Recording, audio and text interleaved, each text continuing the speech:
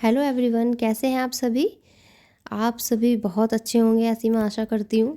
देखिए, बहुत टाइम हो गए हैं हमने यहाँ पर अपनी क्लासेस जो हैं वो लेनी शुरू नहीं की थी, लेकिन अब यहाँ पर हम क्लासेस शुरू करने जा रहे हैं अपनी यूपी टीजीटी और पीजीटी के एग्ज़ाम को मद्देनज़र रखते हुए। देखिए, आप सभी जानते ही हैं कि जो फॉर्म थे वो हमारे 2022 में फ़िल किए गए थे, लेकिन एग्ज़ाम वो अभी तक कंडक्ट नहीं करा पाए हैं। हालांकि अब आप सभी जानते हैं कि जो हमारे शिक्षा सेवा चयन आयोग है उसके अध्यक्ष भी चुने जा चुके हैं, तो उम्मीद है ये अप्रैल तक हमारा एग्ज़ाम हो जाएगा।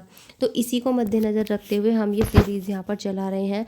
और ये टीजीटी और पीजीटी के लिए नहीं है केवल यूपी के, बल्कि आप कोई भी एग्ज़ाम देंगे टीचिंग का तो उसके लिए हमें ये चीज़ें पढ़नी ही पड़ती हैं। तो यहाँ पर हम एमसीक्यूज़ फॉर्म में कुछ क्वेश्चंस को डेली सॉल्व किया करेंगे, और मैं यहाँ पर एक प्रैक्टिस सेट सॉल्व कराने जा रही हूँ समसामयिक का घटना चक्र वाला। तो घटना चक्र का हम यहाँ पर ये प्रीवियस ईयर का पूरा यहाँ पर सॉल्व करने जा रहे हैं क्वेश्चन पेपर, और चीज़ों को यहाँ पर हम डिटेल एनालिसिस भी करेंगे कि किस तरह के क्वेश्चन आते हैं और आने वाले पेपर में किस तरह की क्वेश्चन की उम्मीद है, ये भी हम यहाँ पर डिस्कस करेंगे।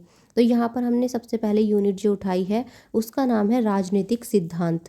तो राजनीतिक सिद्धांत हमें यहाँ पर पढ़ना है फर्स्ट टॉपिक। देखिए, राजनीतिक सिद्धांत से क्या मतलब होता है हमारा। तो राजनीतिक सिद्धांत के अंदर जो हम पढ़ते हैं एक ये पढ़ेंगे कि आखिर जो राज्य है वो क्या है, सरकार क्या है ना, अधिकार क्या है, कर्तव्य, न्याय, कानून, इन सब के बारे में जानेंगे। एक तरह से अगर हम देखें तो राजनीतिक सिद्धांत एक व्यवस्थित विचारधारा है, इसका ही अध्ययन हमें इसमें करना है यहाँ पर। और साथ ही साथ नगर, राज्य और नागरिकता, ये सब क्या है ये सब हम जानेंगे इसी के अंदर। तो आइए शुरू करते हैं हम अपनी आज की क्लास, और ये क्लास आपको कैसी लगी है ये भी कमेंट में बताना ना भूलें। तो सबसे पहले हमारे सामने जो फर्स्ट क्वेश्चन दिया गया है वो क्वेश्चन हमें दिया है कि नागरिकता की अवधारणा में किसने गुलामों को बाहर रखा। तो नागरिकता यानी कि सिटीजनशिप। देखिए, किसी भी देश के नागरिक को हम किस तरह से जानते हैं, तो हम वो जानते हैं उस देश की नागरिकता से। जैसे कि अगर आप किसी देश में जाते हैं तो वहाँ पर आप अपने आप को क्या कहते हैं, क्योंकि आप भारत से हैं तो आप अपने आप को क्या कहते होंगे, भारतीय। तो यहाँ पर जो नागरिकता की अवधारणा है इसमें गुलामों यानी कि जो दास होते थे, स्लेव्स होते थे, इनको बाहर रखा था किसने, तो वो थे हमारे अरस्तु। अरस्तु, जिन्हें हम एरिस्टोटल भी बोलते हैं। तो एरिस्टोटल जो थे इन्होंने गुलामों को बाहर रखा था, और साथ ही साथ इन्होंने राज्य के अंदर जो महिलाएं होती थी, महिलाओं को भी इन्होंने दर्जा नहीं दिया था नागरिक का। तो महिला और गुलाम इनको इन्होंने बाहर रखा था नागरिकता की श्रेणी से। क्लियर। चलिए नेक्स्ट क्वेश्चन है, किसे सभी सामाजिक संस्थाओं में सबसे शक्तिशाली माना जाता है। तो यहाँ पर ऑप्शंस दिए हैं राज्य, समाज, राष्ट्र या न्यायालय। देखिए, यहाँ पर बात की गई है सामाजिक संस्थाओं की, हालांकि ये सभी सामाजिक संस्थाएं यहाँ पर दी गई हैं। तो यहाँ पर जो सामाजिक संस्थाओं में सबसे शक्तिशाली है वो माना जाता है राज्य यानी कि स्टेट को। तो हमारा जो राज्य है वो यहाँ पर सबसे ज़्यादा शक्तिशाली संस्था है। नेक्स्ट क्वेश्चन देखेंगे। तो नेक्स्ट क्वेश्चन हमें दिया है यहाँ पर क्वेश्चन नंबर 3, राजनीति विज्ञान सामाजिक विज्ञान का वह अंग है जो राज्य के आधारभूत तत्वों तथा शासन के सिद्धांतों का विवेचन करता है। यह परिभाषा किसने दी है। देखिए, आपके यूपी टीजीटी पीजीटी के एग्जाम में ऐसे आपको कई क्वेश्चंस देखने के लिए मिलेंगे जिनमें आपको डायरेक्ट एक डेफिनेशन दी जाएगी और आपको ये बताना है कि ये डेफिनेशन किसने दी है। तो यहाँ पर ऑप्शन दिए हैं हमें गार्नर, लॉक, गिलक्राइस्ट या पॉल जेनेट ने। तो यहाँ पर ये जो परिभाषा दी गई है ये पॉल जेनेट के द्वारा दी गई है। ये option number D is the right answer for this question. तो ये परिभाषा आपको एज इट इज़ याद ही करनी होगी क्योंकि इनका कोई अलग तोड़ है नहीं। अब नेक्स्ट क्वेश्चन है, निम्नलिखित में से किसे ग्रीक नगर राज्यों का नागरिक माना जाता था। तो देखिए, यहाँ पर बात की गई है ग्रीक नगर राज्यों के नागरिक किसे माना जाता था। तो ऑप्शन फर्स्ट है मजिस्ट्रेट, दूसरा है गुलाम, तीसरा स्वतंत्र व्यक्तियों के स्वामी, और चौथा दिया है हमें राजनीतिक विचारक। तो यहाँ पर बात की गई है किसकी, नगर राज्यों का नागरिक। तो अभी हमने देखा था कि यहाँ पर गुलाम को तो यहाँ पर दिया ही नहीं गया था अधिकार की इनको माना जाए नागरिक। यहाँ पर जो ऑप्शन नंबर हमारा सी है स्वतंत्र व्यक्तियों के स्वामी, ये यहाँ पर इसका सही जवाब होगा। तो स्वतंत्र व्यक्तियों के स्वामियों को क्या माना गया था, ग्रीक नगर राज्य का नागरिक जो है वो माना जाता था। नेक्स्ट क्वेश्चन देखते हैं, क्वेश्चन नंबर 5। क्वेश्चन नंबर 5 है, यूनानी नगर राज्य का आधुनिक नाम क्या है। तो प्राचीन काल में क्या होता था, जो यूनानी विचारक थे, इन्होंने राज्य शब्द के लिए जो यूज़ किया था, वो शब्द यूज़ किया था नगर राज्य, यानी कि सिटी स्टेट। तो सिटी स्टेट शब्द किसके लिए यूज़ किया गया था? तो सिटी स्टेट शब्द यूज़ किया गया था नगर राज्य के लिए। यहाँ पर राज्य के लिए शब्द यूज़ किया गया था।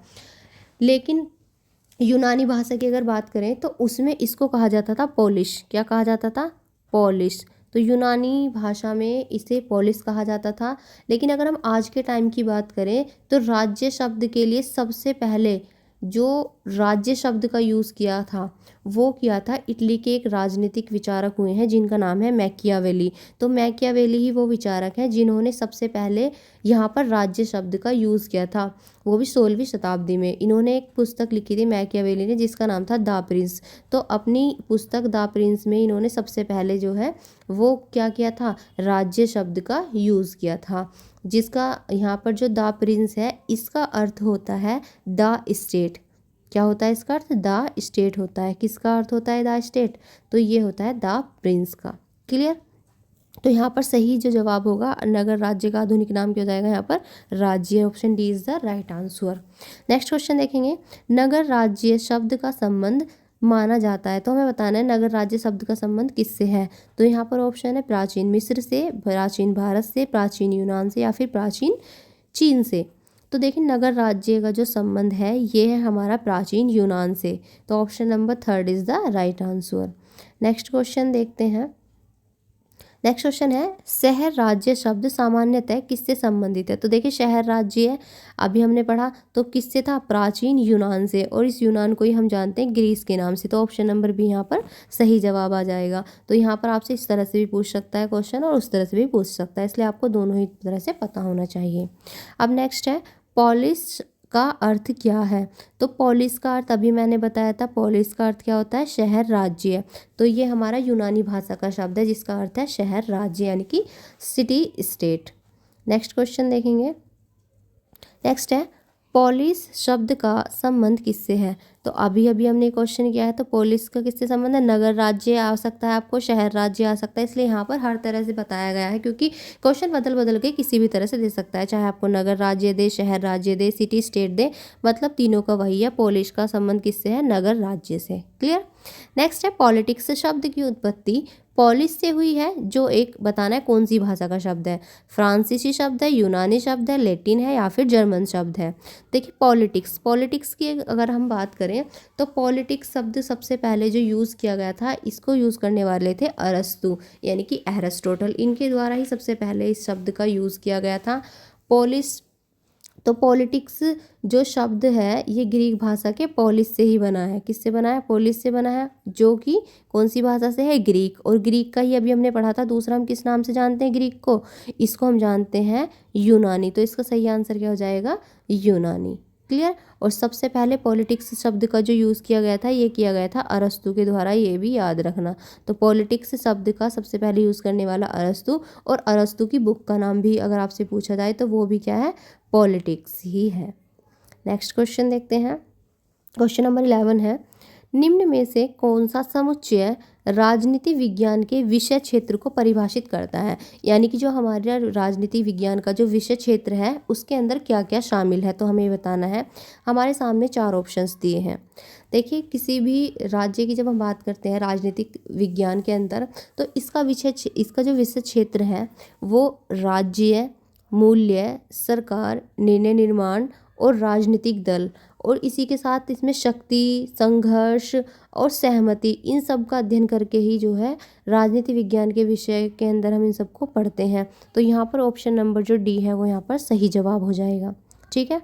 नेक्स्ट क्वेश्चन है निम्नलिखित में से कौन सा एक राजनीति विज्ञान के आधुनिक उपागम के अध्ययन का क्षेत्र है। अब ये पूछा है हमसे राजनीति विज्ञान के आधुनिक उपागम के अध्ययन का क्षेत्र पूछा है हमसे यहाँ पर। तो देखिए जब हम बात करते हैं सेकेंड वर्ल्ड वॉर की, तो सेकेंड वर्ल्ड वॉर के बाद क्या हुआ, राजनीति विज्ञान के क्षेत्र में एक नया दृष्टिकोण का उदय होता है, और ये निश्चित रूप से ज़्यादा व्यापक होगा पहले वाले से और यथार्थ भी होगा। तो ये जो दृष्टिकोण आया नया, इसको हमने कहा व्यवहारवादी दृष्टिकोण। क्या कहा इसको हमने? व्यवहारवादी दृष्टिकोण। तो इसने इस बात पे ये बल दिया कि जो वर्तमान समय में जो सारे जो मानव जीवन है वो इसने एक इकाई का रूप धारण कर लिया है, और जो मानव है वो जीवन के अलग अलग पक्षों को एक दूसरे से अलग हम नहीं कर सकते, यानी कि जो हर चीज़ है वो मिलके चलती है। इसलिए राजनीति विज्ञान को ऐसा विषय नहीं समझा जाना चाहिए जो मनुष्य के केवल राजनीतिक क्रियाकलापों को ही यहाँ पर डिफाइन करे। तो यहाँ पर ये कहा गया कि जो राजनीति विज्ञान है वो मनुष्य के राजनीतिक जीवन, उसके क्रियाकलापों तथा इसके संदर्भ में जो मानव जीवन है उसके सामाजिक, आर्थिक, धार्मिक और जितने भी उनके अलग अलग पक्ष हैं उन सब का अध्ययन करता है। ठीक है, तो यहाँ पर हमसे पूछा है इनमें से कौन सा उसके अध्ययन का क्षेत्र है, तो यहाँ पर इसका लोक जीवन आएगा। ये आधुनिक उपागम में पूछ रहा है, तो यहाँ पर आंसर हमारा क्या सही हो जाएगा, लोक जीवन, क्योंकि इसके अंदर सब कुछ आ जाएगा। तो option number A is the right answer. अब देखते हैं अपना नेक्स्ट क्वेश्चन। नेक्स्ट है क्वेश्चन नंबर 13। निम्नलिखित में से कौन सा आधुनिक राजनीतिक विज्ञान का लक्ष्य नहीं है। तो अब हमें बताना है इनमें से कौन सा आधुनिक राजनीतिक विज्ञान का लक्ष्य नहीं है।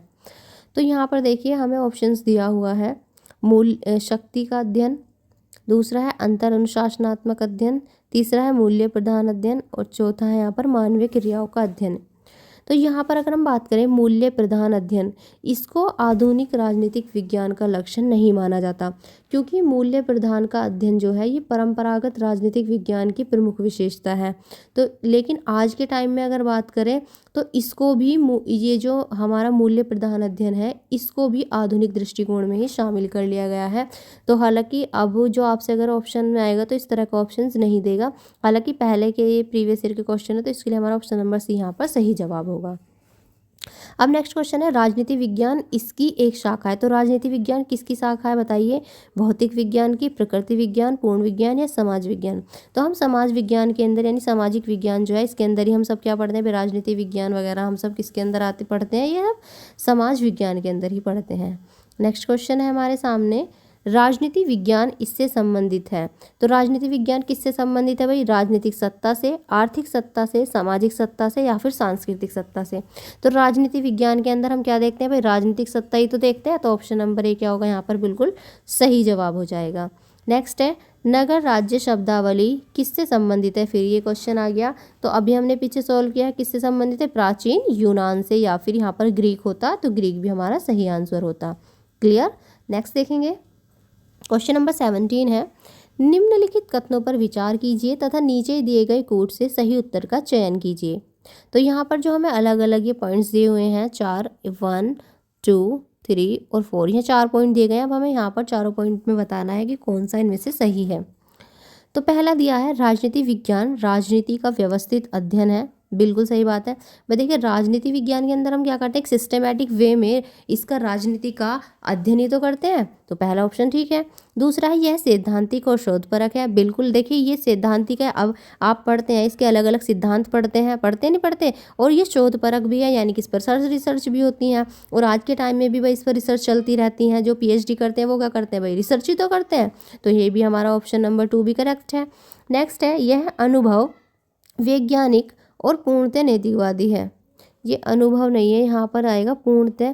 तो ये पूर्णतः वैज्ञानिक और पूर्णतः नैतिकवादी है, यहाँ पर ये दिया हुआ है ऑप्शंस में। तो ये पूरी तरह से देखिए वैज्ञानिक तो हम पूरी तरह से कह नहीं सकते और ना ही पूरी तरह से नैतिकवादी कह सकते हैं, क्योंकि ये क्या है, नैतिक भी है और अनैतिक भी है। तो इसमें दोनों ही तरह की हम यहाँ पर बातें करते हैं। तो इसमें नैतिक अनैतिक सभी तरह के मूल्यों का अध्ययन होता है, तो इसलिए यहाँ पर ऑप्शन नंबर 3 हमारा गलत हो जाएगा। अब नेक्स्ट है, यदि इसे अच्छा राजनीति विज्ञान होना है तो इसे दार्शनिक और वैज्ञानिक होना है, बिल्कुल सही बात है भाई। जितने हम दार्शनिक तरीके से चीज़ों को देखेंगे, वैज्ञानिक तरीके से चीज़ों को देखेंगे समझेंगे, तो वो उतना ही क्या होगा, अच्छा होगा राजनीति विज्ञान के लिए। तो यहाँ पर option number 1, 2 and 4 is the right answer. तो 1, 2 और 4 किस में दिए हैं, ऑप्शन नंबर सी में दिए हैं, ये हमारा सही जवाब होगा। अब नेक्स्ट क्वेश्चन की ओर आते हैं। नेक्स्ट क्वेश्चन नंबर 18 यहाँ पर दिया है, यहाँ हमसे पूछा है निम्न में से कौन सा एक कथन है जो सही है। तो फर्स्ट दिया है राजनीति विकास सर्वसत्तावादी व्यवस्था को जन्म देता है। देखिए जब राजनीति का विकास होता है तो उससे सर्वसत्ता यानी कि केवल तानाशाही आ जाती है एक तरह से, यानी कि एक ही व्यक्ति का अधिकार आ जाता है। दूसरा है राजनीतिक विकास लोकतंत्र का निर्माण करता है।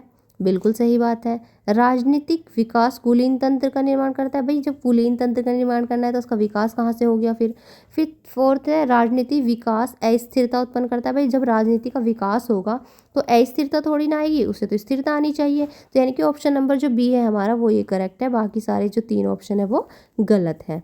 नेक्स्ट है, निम्नलिखित में से कौन सा राजनीतिक शास्त्री राजनीतिक विकास की अवधारणा से संबंधित है। तो हमें बताना है इनमें से कौन सा जो है वो राजनीतिक विकास की अवधारणा से संबंधित है। क्वेश्चन यहाँ पर ऑप्शन दिया है ये इल्चमैन है, यहाँ पर इसका जो नाम है वो है इल्चमैन। दूसरा है, देखिए यहाँ पर जो है क्वेश्चन में थोड़ी सी ये गलती कर दी है, यहाँ पर इल्चमैन है, ठीक है ना। तो यहाँ पर थोड़ी नाम में मिस्टेक कर दी गई है, तो ये इसका जो सही जवाब है वो इल्चमैन होगा। क्या होगा? इल्चमैन। तो यहाँ पर जो राजनीतिक विकास की अवधारणा से संबंधित है ये व्यक्ति इल्चमैन है, यहाँ पर सही जवाब होगा ऑप्शन नंबर ए। अब देखते हैं नेक्स्ट क्वेश्चन क्या कहता है। नेक्स्ट क्वेश्चन है, एडवर्ड शील्स के अनुसार राजनीतिक विकास को मापा जाना चाहिए। तो देखिए एडवर्ड शील्ड एक विचारक थे, इन्होंने जो राजनीतिक संस्थाएं हैं उनको राजनीतिक विकास को, जो उनका राजनीतिक विकास है उसको मापने के लिए इन्होंने 5 प्रकार की व्यवस्थाओं का वर्णन किया था। तो 5 प्रकार की व्यवस्था कौन कौन सी थी इनके अनुसार? तो इन्होंने कहा था राजनीतिक लोकतंत्र, सबसे पहले इन्होंने क्या कहा? राजनीतिक लोकतंत्र। दूसरे में इन्होंने कहा था नाम मात्र का लोकतंत्र, जहाँ पर केवल नाम मात्र के लिए चीज़ें होती हैं। तीसरा है आधुनिकीकृत स्वेच्छातंत्रवाद, और चौथा था सर्वाधिकारी गुटतंत्रवाद था, और पांचवा था परंपरागत गुटतंत्रवाद। तो ये 5 इन्होंने दिए थे कि इन्होंने एडवर्ड शील्ड ने। तो इन्होंने जो राजनीतिक विकास को मापा वो किसके आधार पर? जो देश की राजनीतिक संस्थाएं हैं उनके आधार पर ही इन्होंने इसको मापा था। ऑप्शन नंबर 1 यहाँ पर सही जवाब होगा। नेक्स्ट है, उत्पत्ति की दृष्टि से कौन सा सामाजिक विज्ञान राजनीति विज्ञान से पूर्व का है? तो हमें बताना है उत्पत्ति की दृष्टि से सामाजिक विज्ञान से पूर्व का कौन सा है। तो यहाँ पर ऑप्शन दिए हैं मनोविज्ञान, इतिहास, दर्शन शास्त्र या फिर समाजशास्त्र। तो उत्पत्ति की दृष्टि से जब बात करते हैं तो सबसे पहले जो यहाँ पर आएगा वो है हमारा आंसर दर्शन शास्त्र। दर्शन शास्त्र को ही सभी सामाजिक विज्ञानों का जनक होने का श्रेय यहाँ पर दिया जाता है। और राजनीति विज्ञान का जो उद्भव है वो भी किससे हुआ है? तो ये भी दर्शन शास्त्र से ही हुआ है। Option number C is the right answer. Next question है, पॉलिटिक्स शब्द की व्युत्पत्ति पॉलिश शब्द से हुई है, जो निम्न में से किस भाषा से लिया गया है? देखिए क्वेश्चन कई बार पूछा गया है, मोस्ट इंपोर्टेंट क्वेश्चन है यहाँ पर। तो पॉलिटिक्स शब्द जो पॉलिश से हुई है, हमने पीछे भी किया है, तो किससे? यूनानी शब्द से हुई है, ये यूनानी भाषा से ये शब्द लिया गया है। नेक्स्ट है, राजनीति शब्द की उत्पत्ति पॉलिश से हुई है, और ये पॉलिश शब्द किस भाषा से लिया गया है? तो यूनानी भाषा से, यूनानी कह लो या फिर ग्रीक। देखिए ये आपको याद ही हो जाना चाहिए इसी क्लास में, क्योंकि ये क्वेश्चन कई बार रिपीट हुआ है हमारा। अब नेक्स्ट क्वेश्चन हम देखते हैं यहाँ पर। नेक्स्ट है, आधुनिक राजनीतिक सिद्धांत के प्रमुख समर्थक कौन है? पहला है चार्ल्स मेरियम, दूसरा डेविड ईस्टन, तीसरा हैरोल्ड लॉसवेल, और चौथा है उपर्युक्त सभी। तो देखिए चार्ल्स मेरियम की बात करें, डेविड ईस्टन या फिर हैरोल्ड लॉसवेल, ये सभी के सभी आधुनिक राजनीतिक सिद्धांत के प्रमुख समर्थक हैं। तो ऑप्शन नंबर यहाँ पर जो डी है ये हमारा एकदम सही जवाब होगा। अब नेक्स्ट और आज की क्लास का आई थिंक लास्ट क्वेश्चन है ये, राजनीति विज्ञान का संबंध राज्य तथा उसके साधन सरकार से है। तो ये कहने वाले व्यक्ति कौन है? ऑप्शन है गार्नर है, डिमॉक है, गिलक्राइस्ट है या फिर सीले है। तो यहाँ पर राज्य तथा उसके साधन सरकार से है किसका संबंध? राजनीति विज्ञान का। ये कहने वाले व्यक्ति कौन है? तो ये कहने वाले हैं डिमॉक। और इस तरह की परिभाषा आपसे ज़रूर पूछी जाएगी, इसलिए इन पर विशेष करके ध्यान देना है आपको, और ये लर्न करनी पड़ेंगी कुछ परिभाषाएं। एक दिन मैं ऐसी क्लास रखूँगी जिसमें मैं आपको डेफिनेशन ही जो मेन इंपॉर्टेंट है वो सारी कवर करवा दूँगी। बाकी आज की क्लास में हम इतने ही क्वेश्चंस रखते हैं, और बताना कमेंट में कि आपको ये क्लास कैसी लगी। अगर आपको कोई भी डाउट होता है किसी भी तरह का किसी भी प्रश्न में, तो आप बेझिझक कमेंट करके पूछ सकते हैं। और अगर आप चाहते हैं कि इसी तरह की क्लासेस कंटिन्यू कराई जाए तो भी कमेंट में बताइए, और अगर आप इसमें और भी कोई चेंजेस चाहते हैं तो वो भी बता सकते हैं। अब देखिए ये क्लास ज़्यादा से ज़्यादा आप शेयर करिए, और ये कंटिन्यू हमारी सीरीज चलेगी। और अगर आप चाहेंगे तो इसको जल्दी कराने के लिए मैं यहाँ पर 3 क्लास अपलोड करूँगी, जितने भी हमारी जो यूनिट्स हैं उन सभी यूनिट्स को हम 3 पोर्शन में डिवाइड कर लेंगे ताकि हमारी जो जल्दी जल्दी से जो क्लासेस हैं वो कंप्लीट हो जाएं। तो आप अगर ऐसा चाहते हैं तो प्लीज़ कमेंट में ज़रूर बताइए। अब फिर मिलेंगे अगली ही एक बेहतरीन सी वीडियो के साथ। तब तक के लिए आप सब अपना ध्यान रखिए। जय हिंद, जय भारत।